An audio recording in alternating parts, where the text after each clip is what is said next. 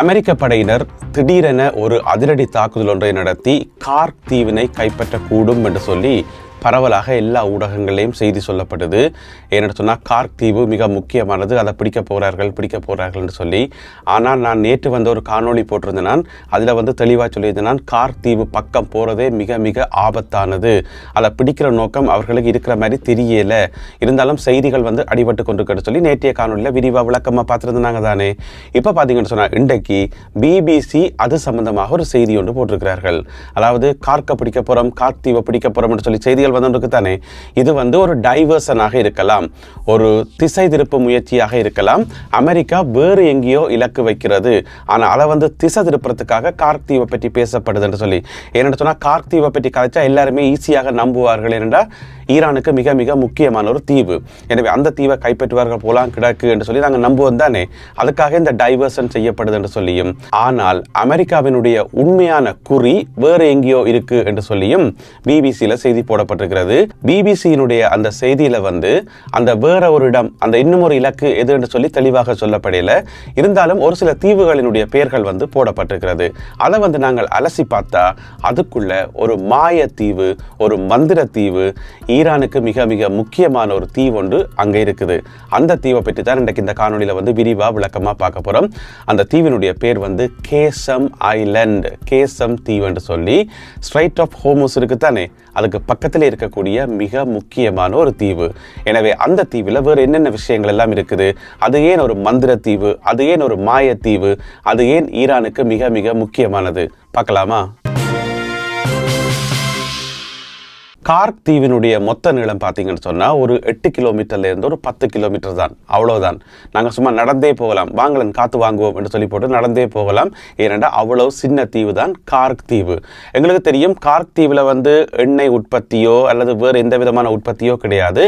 அங்கே எண்ணெய் கொண்டு வரப்பட்டு, எண்ணெய் மற்றது மசகு எண்ணெயெல்லாம் கொண்டு வரப்பட்டு அங்கே வச்சு ஏற்றுமதி தான் செய்யப்படுதே தவிர மற்றபடி அங்கே எந்த விதமான உற்பத்தியும் கிடையாது. ஏனென்றால் அது ஒரு சின்ன தீவு. கார்க் தீவினுடைய மொத்த பரப்பளவே பார்த்தீங்கன்னு சொன்னால் 20 சதுர கிலோமீட்டர் மட்டும்தான்.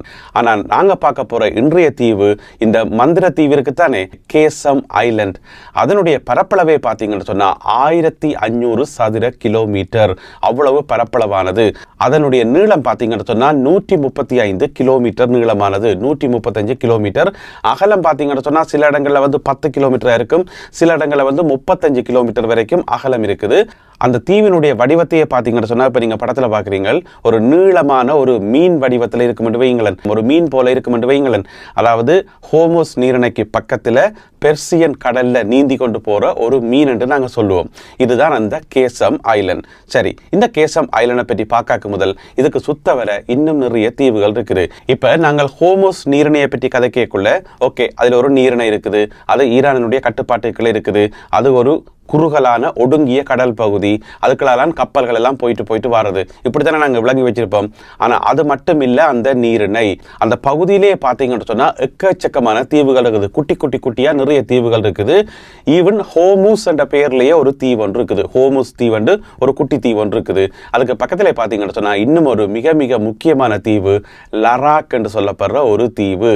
இந்த லராக் என்று சொல்லப்படுற தீவுக்கு ஒரு செல்ல பெயர் ஒன்று இப்போ வைக்கப்பட்டிருக்கிறது. அதாவது இந்த யுத்தம் ஆரம்பிக்கப்பட்ட பிறகு வைக்கப்பட்ட பெயர் அதுதான். என்னென்னு சொன்னா 2 மில்லியன் தீவு. ஏன்னு சொன்னால் ஈரான் இப்போ 2 மில்லியன் கேட்கணும் தானே கப்பல்கள் போகிறதுக்கு, $10 மில்லியன் அமெரிக்க டாலர்ஸ். அந்த $10 மில்லியன் அமெரிக்க டாலர்ஸும் இந்த தீவில் வச்சு தான் வசூலிக்கப்படுது, அதாவது லராக் தீவில். அதனால அதை 2 மில்லியன் ஐலண்ட் என்று சொல்லி இப்போ செல்ல பேரில் சொல்லிடுமா. இந்த தீவுகள் நிறைய இருக்கு தானே. அதுக்கு பக்கத்திலே பார்த்தீங்கன்னு சொன்னால் அபு மூசா என்று சொல்லி இன்னும் ஒரு தீவு ஒன்று இருக்குது, பழைய வரலாற்றோட சம்பந்தப்பட்ட ஒரு புராதன தீவு அபு மூசா. அது ஈரானுடைய கட்டுப்பாட்டுக்குள்ள இருக்குது. ஆனால் இன்னும் ஒரு நாடும் அந்த தீவு உரிமை கோருது. அந்த நாடு என்று பார்த்தீங்கன்னு சொன்னா UAE, யுனைடெட் அரபு எமிரேட்ஸ். அவை என்ன சொல்லி நம்ம சொன்னா, இல்ல அந்த தீவு எங்களுக்கு தான் சொந்தம் என்று சொல்லி, என்னைக்காவது ஒரு நாளைக்கு நாங்கள் இந்த தீவை கைப்பற்றுவோம் என்று சொல்லி.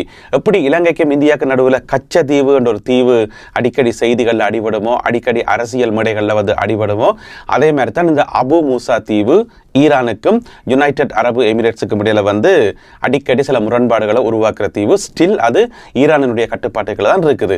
இந்த தீவு தீவுகள் எல்லாம் சுத்தவரை இருக்கும்போது அதுக்கு பக்கத்தில் இருக்கிற மிகப்பெரிய தீவு தான் கேசம் ஐலண்ட். அதுதான் எங்களுடைய மந்திர தீவு. ஏன் மந்திர தீவுன்னு சொன்னா, இங்க வந்து பாத்தீங்கன்னு சொன்னா 1,50,000 இருந்து 1,70,000 வரையான மக்கள் இங்கே வசிக்கிறார்கள். அப்ப அது சாதாரண தீவில் தானே, பெரிய தீவு தானே. 1,70,000 மக்கள் தொகை என்று சொன்னா சாதாரண விஷயம் இல்லை. இங்க வந்து மிகப்பெரிய ஷாப்பிங் ஏரியா எல்லாம் இருக்குது, மீன்பிடி துறைமுகங்கள் நிறைய இருக்குது. இந்த தீவினுடைய பிரதான வருமானமே வந்து கடற்தொழிலும் அதே போல எண்ணெய் ஏற்றுமதியும் என்று சொல்லி சொல்லப்படுகிறது. அது மட்டும் இல்லாமல் ஏராளமான சுற்றுலா பயணிகள் வந்து போகிற ஒரு முக்கியமான இடம். அதுக்கு என்ன காரணம் என்று சொன்னா அதனுடைய இயற்கை அமைப்பு. இயற்கையாகவே பார்த்தீங்கன்னு சொன்னா வினோதமான வித்தியாசமான பாறை அமைப்புகள், வலே என்று சொல்லப்படுற அந்த பள்ளத்தாக்குகள், இந்த மாதிரி நிறைய வித்தியாசமான அமைப்புகளை கொண்ட ஒரு தீவு தான். சின்ன தீவாக இருந்தாலுமே கூட, அதாவது பெர்சியன் கல்ஃப் இருக்குத்தானே, பாரசீக வளைகுடா, அந்த வளைகுடாவில் இருக்கக்கூடிய தீவுகள் ஒட்டுமொத்த தீவுகள்லையும் மிகப்பெரிய தீவு இந்த தீவு தான், கேசம் ஐலண்ட். அதுல தான் இந்த மாதிரியான பாறை அமைப்புகள் இருக்குது. எனவே இதை பார்க்கறதுக்காக வருஷம் ஏராளமான சுற்றுலா பயணிகள் இங்க வருகிறார்கள் என்று சொல்லி சொல்லப்படுகிறது. அதோட இந்த தீவுக்குள்ள வந்து தரை வழியாக ஊடுருவதே மிகப்பெரிய கஷ்டம் என்று சொல்லி சொல்லப்படுது.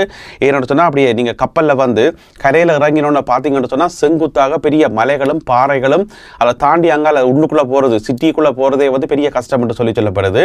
எனவே அப்படியான இயற்கையான அழகான ஒரு தீவு தான் இந்த கேசம் ஐலண்ட்.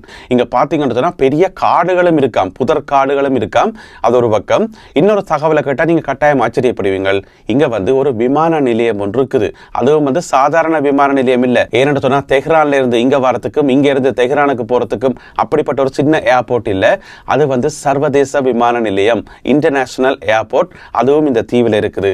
இது எல்லாத்தையும் விட மிக மிக முக்கியமானது, உங்களுக்கு தெரியும், ஈரானினுடைய மிகப்பெரிய பலமே வந்து அந்த நிலக்கீழ் ஏவுகணை நகரங்கள், நிலக்கீழ் மிசைல் சிட்டி என்று சொல்லி ஈரான்ல நிறைய இடங்களை வந்து நிலத்துக்குள்ள வந்து பெரிய பெரிய நகரங்களாக, இப்ப ஏவுகணைகளை கொண்ட சும்மா வைக்காமல் ஏவுகணை நகரம் என்று சொல்லக்கூடிய அளவுக்கு பெரிய நகரங்களையே உருவாக்கி வைத்திருக்கிறார்கள் நிலத்துக்கடியில.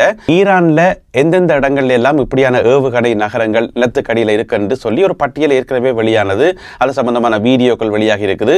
ஈவன் ஈரானை வந்து உத்தியோகபூர்வமாக அந்த வீடியோக்களை வந்து அவ்வப்போது வெளியிட்டிருக்கின்றார்கள்.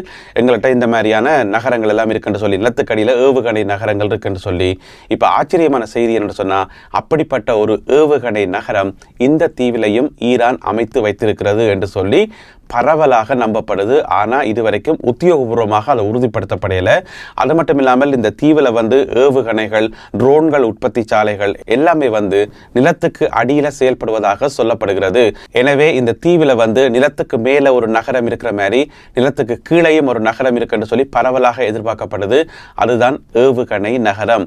இதனாலதான் இது ஒரு மந்திர தீவு, மாய தீவு என்று சொன்னான். எனவே 1500 சதுர கிலோமீட்டர் பரப்பளவான இந்த ஒரு தீவை கைப்பற்ற அதுக்கே பல நாட்கள் சண்டை பிடிக்க வேண்டி வரும், பல தாக்குதல்களை நடத்த வேண்டி வரும், அங்கே பல இழப்புகளை சந்திக்க வேண்டி வரும். ஏன்னு சொன்னா இது ஒரு சாதாரண தீவு இல்ல. எனவே ஹோர்முஸ் நீரிணையில தான் பெரும்பாலும் சண்டை நடக்கும். அங்கால கார்க் தீவை கைப்பற்ற எண்ணம் அமெரிக்காட்ட இருக்கிற மாதிரி தெரியல. ஏன்னு சொன்னா இந்த கேசம் தீவுல இருந்து கிட்டத்தட்ட 650 கிலோமீட்டருக்கு அங்கால இருக்கிறதான் கார்க் தீவு. இதை தாண்டி தான் அங்க போக முடியும். இங்கே யுத்தம் வந்து பயங்கரமாக வெடிக்கும் என்று சொல்லி எதிர்பார்க்கப்படுற சூழ்நிலையில இதை தாண்டி அங்க போறது வந்து சாத்தியமில்லை. எனவே இந்த கேசம் தீவை வந்து அமெரிக்கா குறிவைக்கலாம் என்று சொல்லி எதிர்பார்க்கப்படுது. ஏனென்று சொன்னா ஹோர்முஸ் நீரிணையை திறக்கணும் என்றதானே இப்ப அமெரிக்காவினுடைய குறிக்கோளா இருக்குது. நாங்கள் எங்களுடைய படைகளை அனுப்பி ஹோர்முஸ் நீரிணையை திறப்போம், கப்பல் போக்குவரத்தை வந்து இலகுவாக்குவோம், உலக சந்தையில் எரிபொருட்களுக்கான விலைகளை வந்து குறைப்போம். இப்ப நான் சொல்லிக் கொண்டிருக்கிற இந்த தருணத்துல வந்து $116 அமெரிக்க ஆகியிருக்குது. ஒரு பேரல் கச்சா எண்ணெய் வந்து $116 அமெரிக்க. எனவே இப்படி வந்து அதிகரித்து கொண்டு போனா உலகம் தாங்காது.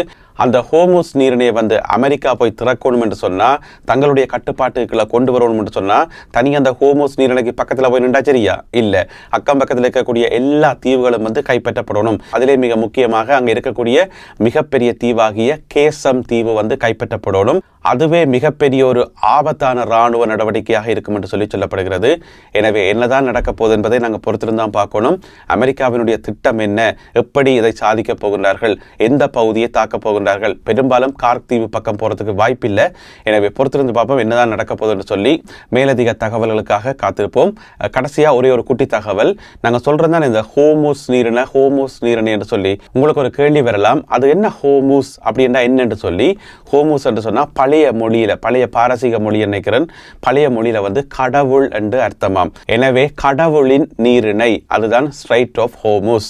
எனவே கடவுளின் நீரிணையில வந்து கை வைக்கும் போது கவனமாக தானே இருக்கணும். யுத்த களத்திலிருந்து மேலதிக தகவல்கள் கிடைக்கின்ற போது அவற்றையெல்லாம் தொகுத்துக்கொண்டு இன்னும் ஒரு காணொலியில் உங்களை நான் சந்திக்கின்றேன். அதுவரை நன்றி, வணக்கம்.